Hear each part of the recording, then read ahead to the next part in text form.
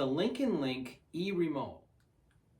So about the e-remote, it's a smart Wi-Fi controlled infrared blaster and also supports Bluetooth low energy devices. Now this is similar to the Broadlink product, where it's a Wi-Fi hub that will send smart IR commands. It's compatible with Alexa, Google Home, and I even got it working with Home Assistant.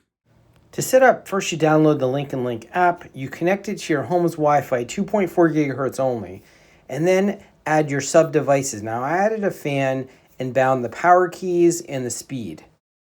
Add the LinknLink Alexa skill, and it immediately detected the fan which I had set up and also the remote with all of its keys, so I could do some smart home function using Alexa as the hub. Alexa, turn on fan 2.